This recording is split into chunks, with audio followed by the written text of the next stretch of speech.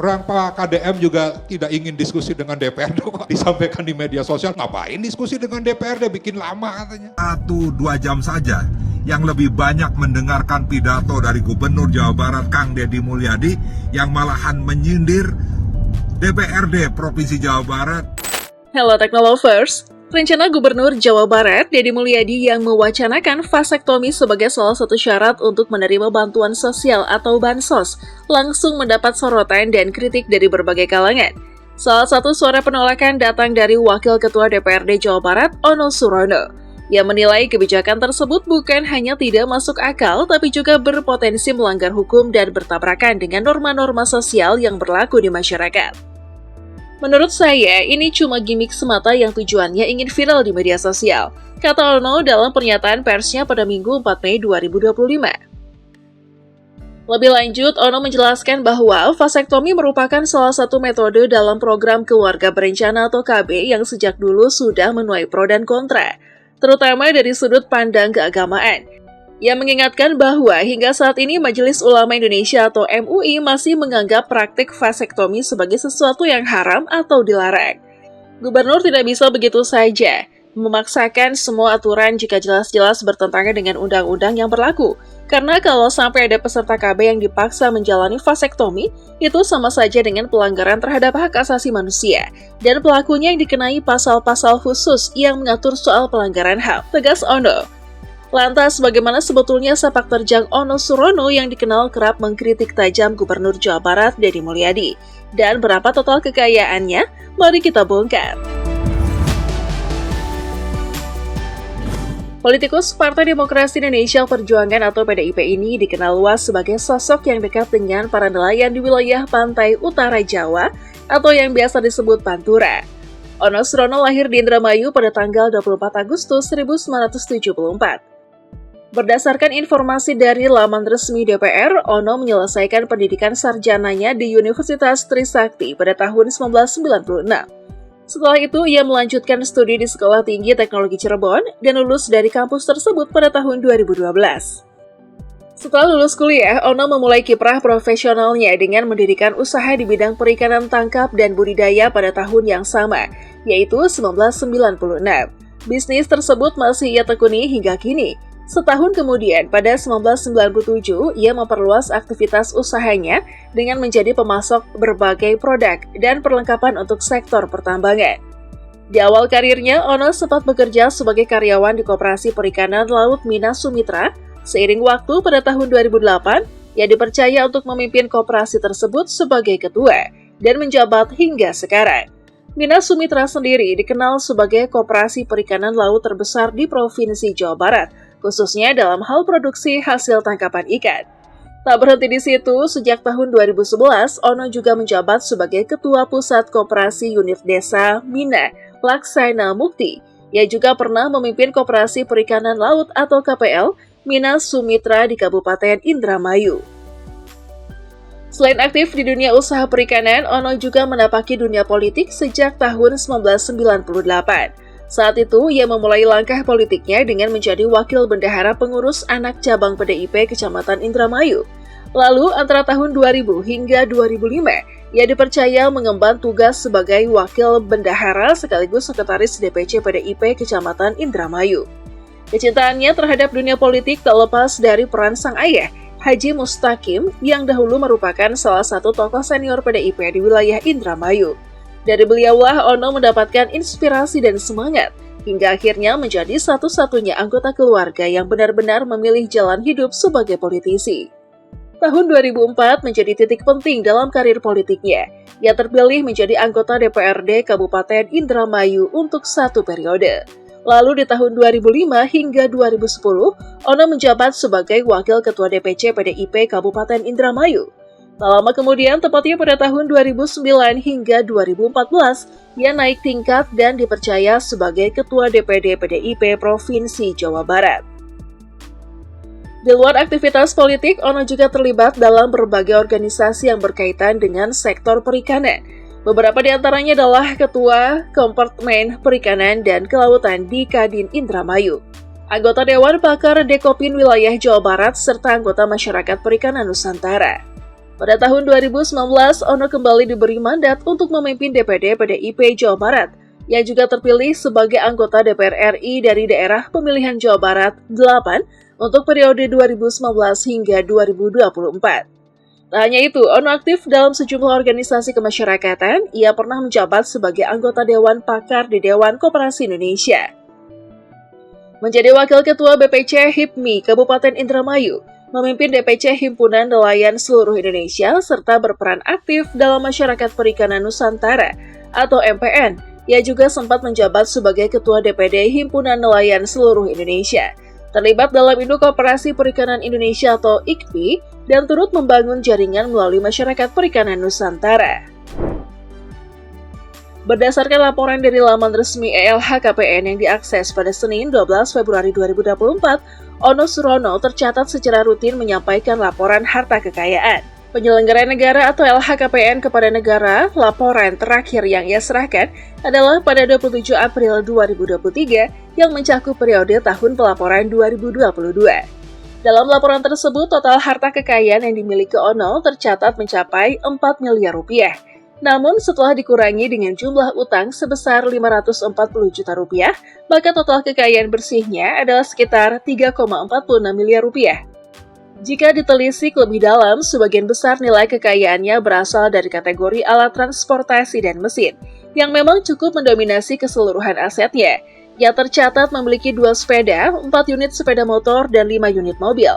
Menariknya, salah satu motor koleksinya, yakni Ducati Monster 797 tahun 2017, memiliki nilai fantastis yang mencapai 225 juta rupiah. Selain kendaraan, Ono juga menyimpan dana dalam bentuk kas dan setara kas yang nilainya mencapai 456 juta rupiah. Rincian harta kekayaan Ono Surono. Tanah dan bangunan total 1 miliar 600 juta rupiah. Tanah dan bangunan seluas 171 meter persegi per 45 meter persegi di kabupaten atau kota Indramayu hasil sendiri senilai 600 juta rupiah. Tanah seluas 5.120 meter persegi di Indramayu hasil sendiri senilai 300 juta rupiah.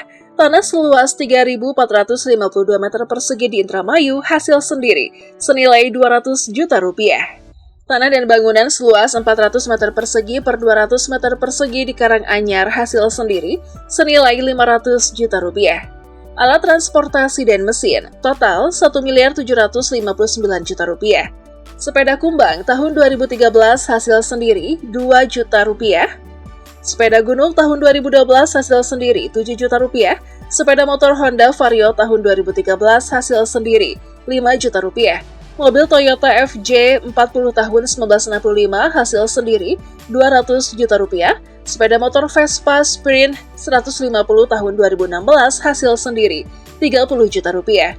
Mobil BMW 381 tahun 1989 hasil sendiri 15 juta rupiah. Sepeda motor Vespa PX 200e tahun 1992 hasil sendiri 25 juta rupiah. Mobil Toyota Alphard tahun 2015 hasil sendiri 650 juta rupiah. Sepeda motor Ducati Monster 797 tahun 2017 hasil sendiri 225 juta rupiah. Mobil Toyota Innova tahun 2017 hasil sendiri 300 juta rupiah. Mobil Toyota Innova tahun 2018 hasil sendiri 300 juta rupiah. Harta bergerak lainnya. Total nilai harta bergerak lainnya yang dilaporkan adalah sebesar 137 juta rupiah. Kas dan setara kas. Dana yang tersimpan dalam bentuk kas dan setara kas tercatat sebesar 456 juta rupiah. Harta lainnya, nilai harta dan kategori lainnya tercatat senilai 50.250.000 rupiah. Surat berharga. Tidak ada surat berharga yang tercatat dalam laporan kekayaan tersebut. Total kekayaan sebelum dikurangi utang 4.2.250.000, total utang 540 juta rupiah. Total kekayaan bersih setelah dikurangi utang, total kekayaan bersih Ono Surono tercatat sebesar 3.462.250.000 rupiah. Deretan kritik Ono Surono terhadap Deddy Mulyadi. Politikus PDI Perjuangan sekaligus Wakil Ketua DPRD Jawa Barat Ono Surono dikenal sebagai salah satu tokoh yang cukup vokal mengkritik berbagai kebijakan Gubernur Jawa Barat, Deddy Mulyadi. Berikut beberapa kritik tajam Ono yang menjadi sorotan publik. 1. soal vasektomi sebagai syarat bansos itu gimmick.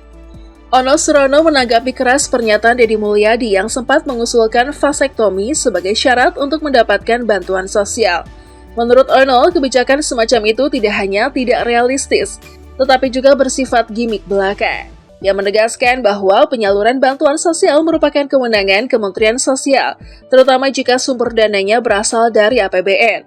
Dalam kondisi seperti itu, pemerintah daerah tidak memiliki hak untuk menambahkan kriteria baru yang bisa membatasi hak masyarakat sebagai penerima manfaat. 2. Penghapusan dana hibah untuk Ponpes dinilai abaikan aspirasi publik. Ono juga mengkritisi kebijakan Pemprov Jawa Barat yang menghapus alokasi dana hibah untuk pondok pesantren.